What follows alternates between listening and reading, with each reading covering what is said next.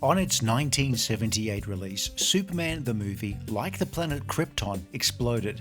The film was a massive success, but it was one that left several casualties in its wake. Now that we knew a man could fly, we wanted to see what else he could do when faced with a trio of Kryptonian supervillains. Superman 2.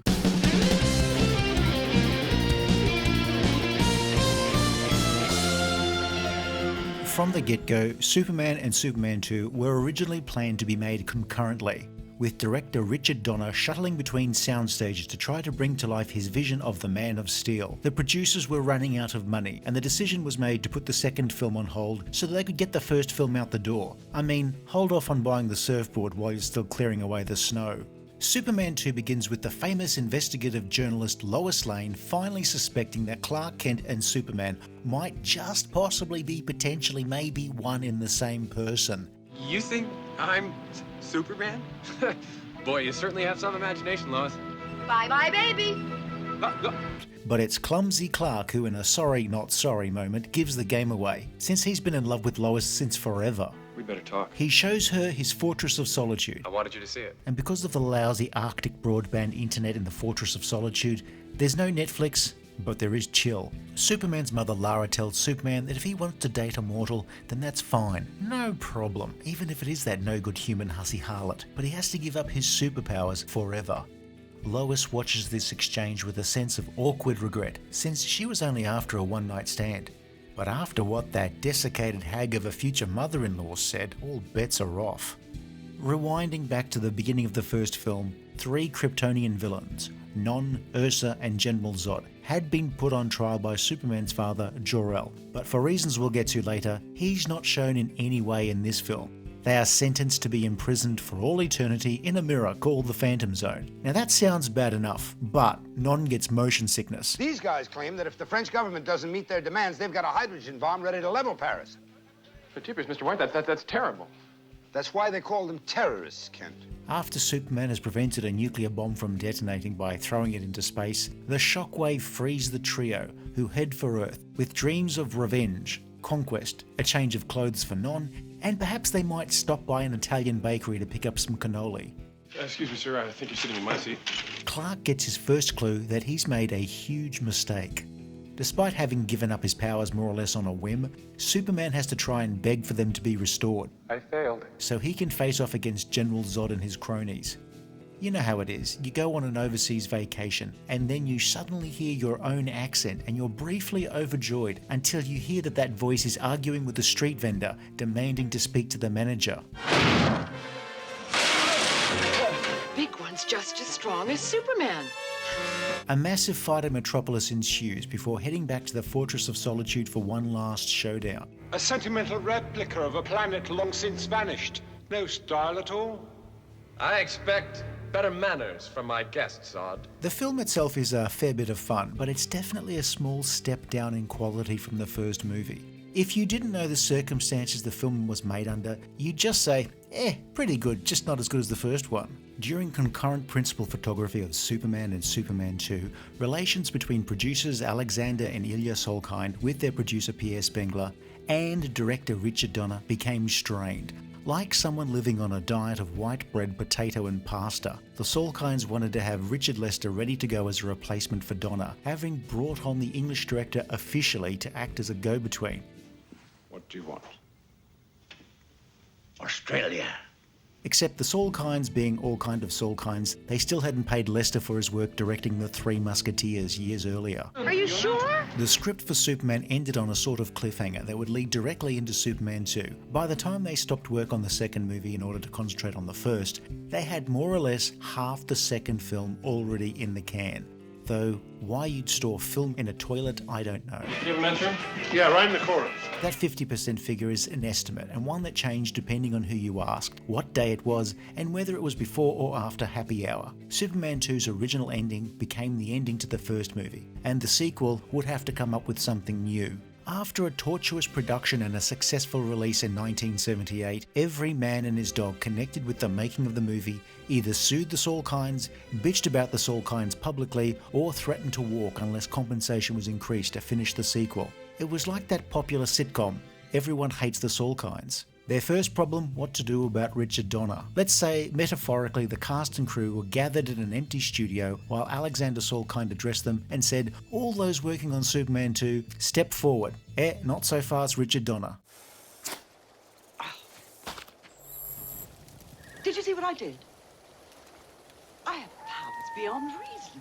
We all have them, my dear. Having sorted out their issues, Richard Lester was now set to take over directorial duties, but he wanted to inject a bit more of himself into the endeavour, which isn't as sticky as it sounds, but the result was still just as salty to fans of Richard Donner. The Salkinds thought their deal with Marlon Brando was way too generous, so they decided to remove him completely from the picture, like when Chuck Cunningham went upstairs and was brutally murdered by Chachi. In the finished sequel, we would see Superman's mother, Lara, become his advisor. Gene Hackman as Luthor also decided not to come back and shoot any more footage, so Lester had to use a body double and a sound-alike for the few remaining shots he wanted. Hey, never heard of parachutes? It's not so bad. I've been using a body double for things like attending weddings of distant relatives. It worked out well for a while until he got married to my cousin. It's kind of confusing. Clark and Lois hooking up was always controversial, but that's undone in the theatrical release by Clark having a magical amnesia-inducing kiss to wipe Lois's mind, resetting their relationship to the phantom friend zone. This would leave Clark free to date other women with the same initials. Due to a typo on his order, he has a box of 4,000 monogrammed handkerchiefs stuck out back in the Fortress of Solitude. I was thinking primarily about the sleeping arrangements. The complimentary couch. Right. What?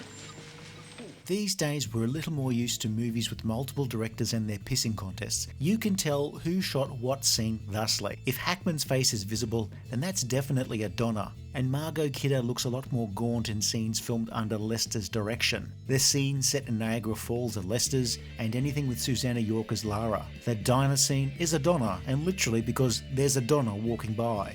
John Williams reportedly walked out of a meeting with Lester, never to return, with Ken Thorne reworking Williams' score from the first movie and filling in the blanks with new music. The familiar Superman theme is there, but it's a little less majestic, played by what sounds like a smaller orchestra.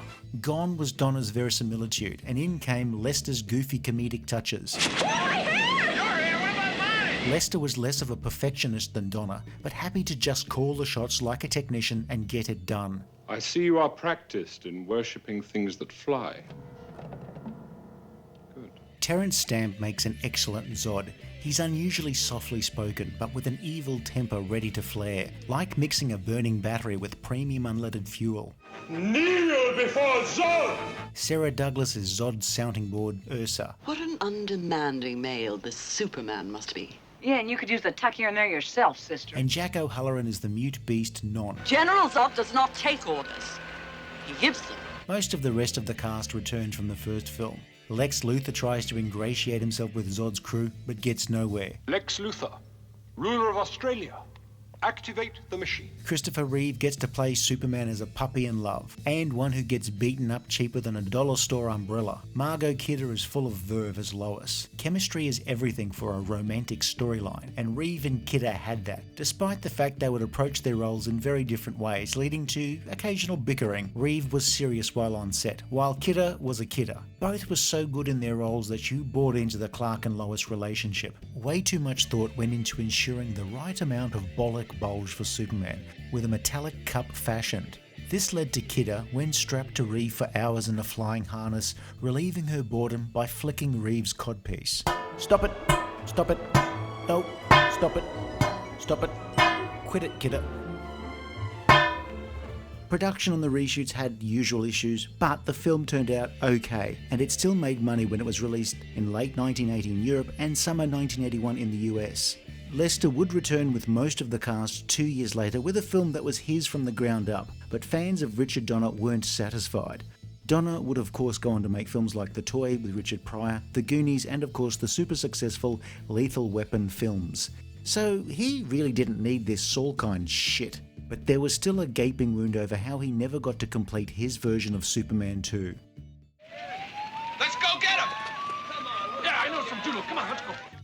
Fans had put together a bootleg version of Superman 2 with extra Donner scenes that had been reinserted into the film for some TV markets.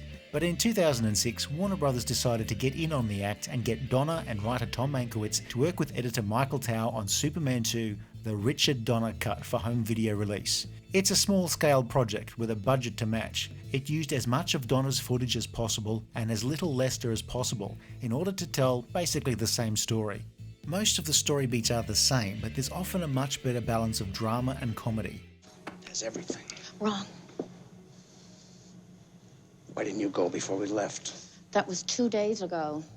Marlon Brando's scenes were reinstated, and there's just a level of freshness that means you can watch this version almost immediately after watching the original and not feel like you're watching the exact same film. I risked my life instead of yours. Lois, don't be insane. And don't fall down, because you're just gonna have to get up again. No, Lois, now don't be crazy now. What? Gotcha. There's more of an edge to Zod, Ursa and Non's action scenes. With more Brando comes a lengthy scene of Jor-El ripping Clark a new asshole, with the floweriest I told you so in cinema history. Now you've returned to me for one last chance to redeem yourself. This too. Finally, I've anticipated my son. I mean, come on, no one likes a gloating smartass Jor-El. There is some cheapness evident, but it's as close to Donner's original intention as we're likely to ever see. And cheesy modern special effects aside, I would actually prefer to watch this version. And do you mind if I give you a little bit of constructive criticism? The Richard Lester version of Superman 2 is a fun romp with a very slight increase in zany humour and a toning down of the menace. It does a reasonably good job of matching existing footage to the point where most viewers just won't care who did what.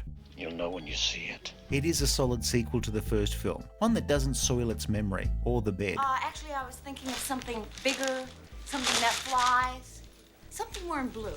The Richard Donner cut feels more like a straight continuation of the first movie, as was the intention. Some of the additions work, but not all. What we have here is a potentially aggressive dynamite guy who can do anything he wants. Some dialogue scenes are longer, I mean a lot longer, and while you can appreciate the acting, and of course it was nice to see Reeve and Brando interact in this version, you know that had Donner made his film back in the day, some of these scenes would have been trimmed. In places, it's a bit of an overgrown hedge in need of a gardener. With Superman 2, you have options. Both are fun and both are flawed. Like a Pontiac Aztec with 600 grand worth of diamonds under a towel on the back seat. Let me know if this tickles. By the time Richard Lester delivered his version of Superman 2, something like 70% of the film was his. There was talk of both directors sharing credit, but Donner apparently declined, and Lester was listed as the sole director. There would be more films based on the same continuity as this film, and to say that the quality and reception was variable would be an understatement, on the same level as that astronomer who said the chances of anything coming from Mars are 1,000,000 to 1.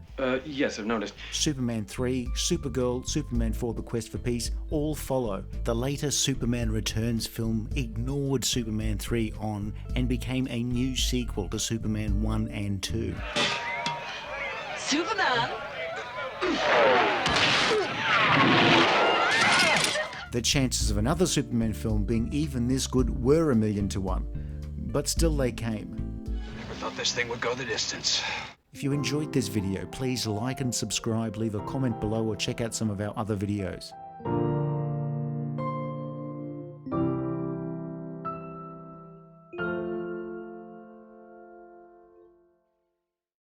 Kind of an anticlimax.